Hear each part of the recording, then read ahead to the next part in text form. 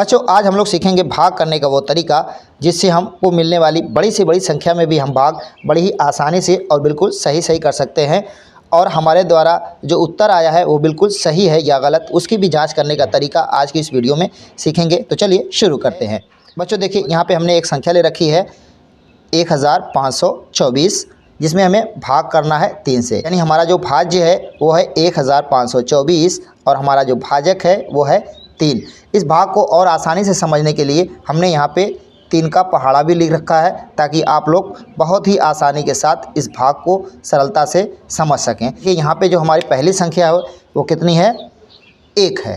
भाग करने में हमें क्या करना होता है कि जो हमारी जो संख्या होती है उसका हमें पहाड़ा पढ़ना होता है और उतनी बार पढ़ना होता है कि जो संख्या यहाँ पे होती है वह आ जाए या उससे कम आए, ठीक है ना, उससे अधिक नहीं होनी चाहिए।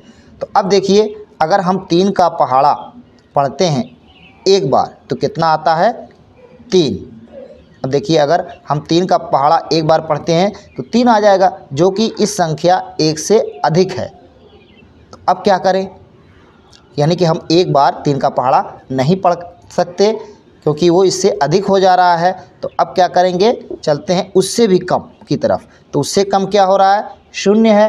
तो अब 3 का पहाड़ा हम कितनी बार पढ़ते हैं, 3 का पहाड़ा हमको पढ़ना है 0 बार, यानी 3 0 0। पहाड़ा हम जितनी बार पढ़ते हैं उसको यहाँ पे भागफल के रूप में रखते हैं और पहाड़ा पढ़ने के बाद जो आता है उसको यहाँ इस संख्या के नीचे रखते हैं।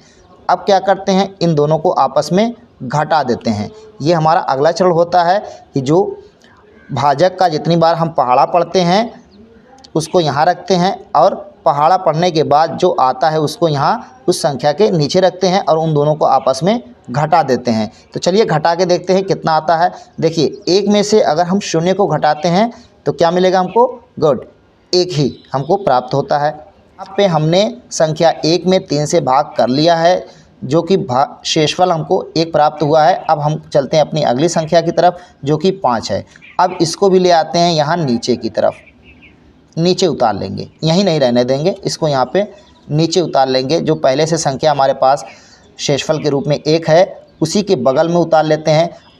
अब देखिए ये संख्या कितनी बन गई, अरे वाह, ये तो एक नई संख्या बन गई। कितनी हो गई, 15 हो गई।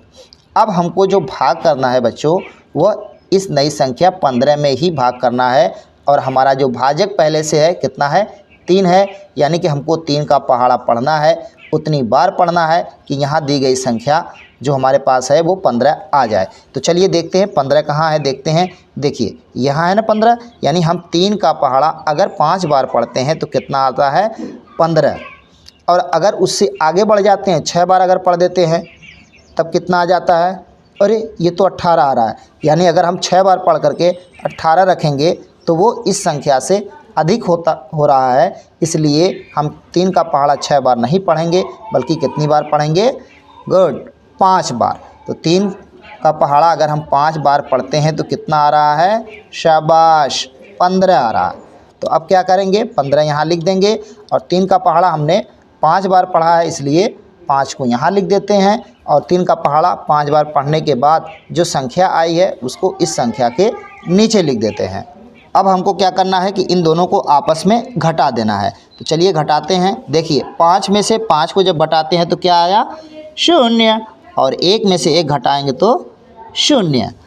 देखिए बच्चों हम लोगों ने इस संख्या में भी भाग कर लिया, यानी पहली जो संख्या थी हमारे पास 1 उसमें भी भाग हो गई और जो हमारी दूसरी संख्या थी 5 उसमें भी भाग हो गई।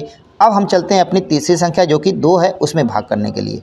उसके लिए क्या करेंगे, उसको भी यहाँ नीचे उतार लेते हैं। तो इसको नीचे ले आते हैं, यहाँ पे इसको उतार लेते हैं। अब हम यहाँ पर इसमें भाग करते हैं अपने भाजक से जो कि 3 है।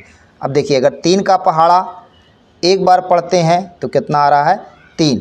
अगर हम यहाँ पे 3 लिख देते हैं तो वह हमारी संख्या से अधिक हो जा रहा है, यानी अगर हम एक बार भी 3 का पहाड़ा पढ़ रहे हैं तो वही संख्या से अधिक हो रहा है। हमको ऐसी संख्या यहाँ पे लानी है जो दी गई संख्या से या तो कम हो या उसके बराबर हो, लेकिन इससे अधिक नहीं होनी चाहिए। तो देखिए इससे कम कौन सी है, हाँ देखिए यहाँ पे 0 बार अगर हम 3 का पहाड़ा पढ़ते हैं तो क्या आ रहा है, 0, जो कि इससे कम है।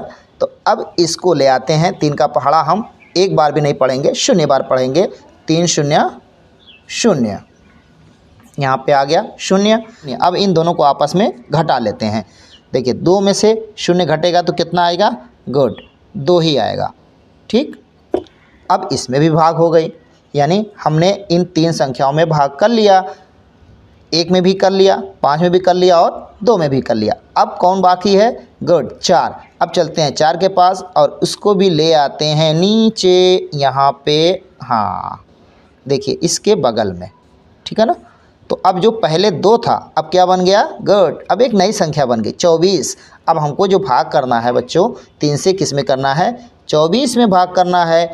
अब हमको 3 का पहाड़ा उतनी बार पढ़ना होगा कि 24 आ जाए या इससे कम आए। ठीक है ना। देखिए चलिए चलते हैं, कहाँ है 24, कहाँ है 24? देखिए गुड, यहाँ है 24, यानी 3 का पहाड़ा अगर हम 8 बार पढ़ते हैं तो कितना आता है? 24।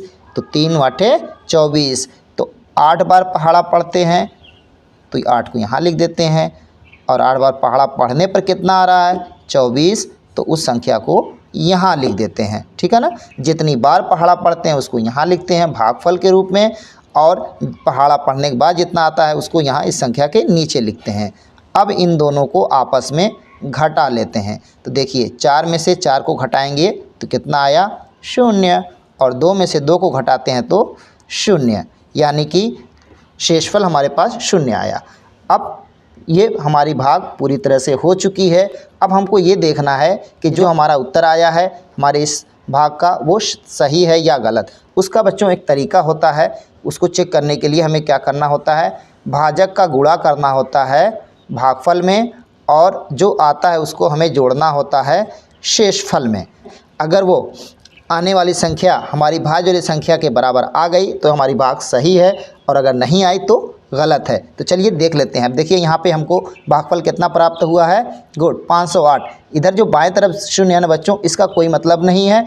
अगर हम इसको नहीं भी लिखते हैं तो भी कोई बात नहीं है। जैसे देखिए इकाई, दहाई, सैकड़ा, 508। अब इस 0 को हटा देते हैं यहाँ पे, ये हमारे पास सीधे सीधे 508 है जो कि हमारा भागफल है। अब देखिए यहाँ पे भाजक कितना है? 3। हमको गुणा किससे करना है? भाजक से, जो कि है 3। इससे हम इस भागफल वाली संख्या में गुणा कर लेते हैं। 3 का पहाड़ा 8 बार हमको पढ़ना है ना। देखिए जो गुणा करना है हमको, 3 का पहाड़ा 8 बार पढ़ना है। तो चलिए देखते हैं, अगर हम 3 का पहाड़ा 8 बार पढ़ते हैं तो कितना आता है? गुड, 24। तो 24 के क्या लिखेंगे यहाँ पे? 4, और जो हासिल आया है उसको यहाँ ऊपर लिख लेते हैं। अब हमको क्या करना है? 3 का पहाड़ा 0 बार पढ़ना है। 3 का पहाड़ा 0 बार पढ़ेंगे तो देखिए कितना आता है? 3 0 0। लेकिन देखिए बच्चों यहाँ पर हमारे पास हासिल भी है, कितना है? 2। तो इस 0 में हमको 2 को क्या करना है? जोड़ना है, मिलाना है।